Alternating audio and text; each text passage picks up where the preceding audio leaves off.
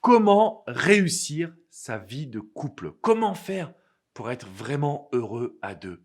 Et quels sont les enseignements que je peux vous partager? Car depuis 2007, j'ai accompagné plus de 60 000 personnes pour les aider à être épanouies en amour.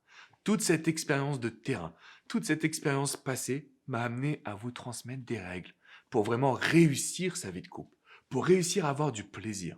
Mais avant de vous les transmettre, je vous demande de mettre un petit like à cette vidéo et bien évidemment de vous abonner pour rejoindre la première communauté du bonheur en amour et du développement personnel en francophonie. Alors comment faire pour réussir sa vie de couple? Comment faire pour être vraiment heureux à deux? En général, on a ce qu'on appelle les essentiels.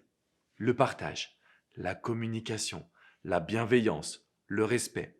Toutes les valeurs qui vont faire en sorte qu'un couple puisse vraiment durer.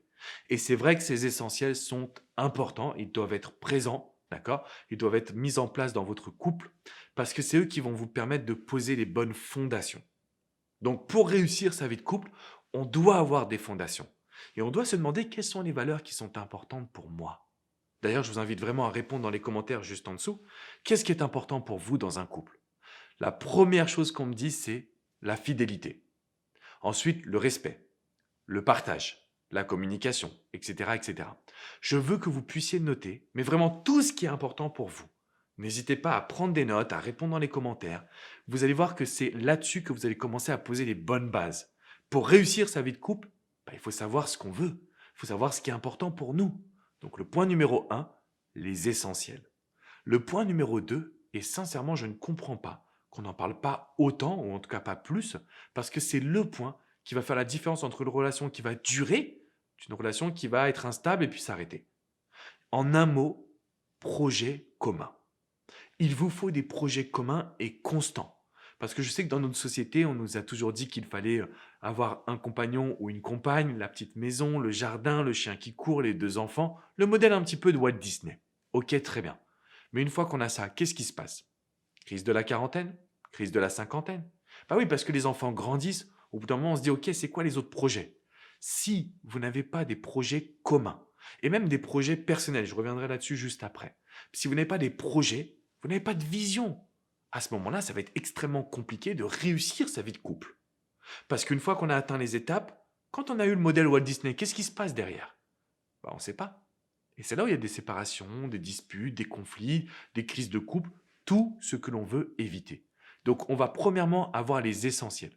Deuxièmement, on va se poser la question, quels sont les projets que je veux réaliser dans ma vie? Point. Quels sont les projets que je veux réaliser?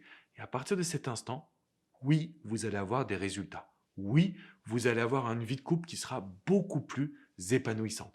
Maintenant, ce que vous devez absolument quand même garder en tête, c'est cette notion d'attraction continue. Concrètement, ça signifie quoi? Ça signifie que pour qu'un couple soit épanoui, bien sûr, il faut régler les problèmes, bien sûr, il faut poser les bases, avoir des projets, mais surtout, il faut se séduire continuellement. En fait, plus vous allez vous séduire, plus vous allez avoir de l'attraction et moins de problèmes vous allez avoir. Déjà parce que le sexe sera au rendez-vous, parce que le plaisir sera au rendez-vous, parce que vous aurez envie de vous séduire. Et donc, cette envie de se séduire, c'est la raison qui maintient un couple en vie. Donc, il y a les essentiels, les projets, la notion d'attraction. Donc, on va prendre soin de soi, on va travailler sur soi, on va faire du sport, on va prendre soin de notre apparence physique, on va avoir des nouvelles activités à mettre en place. Parce que plus vous avez ça, et plus ça fonctionne. Le quatrième point qui est essentiel, c'est de ne pas perdre de vue votre vie personnelle.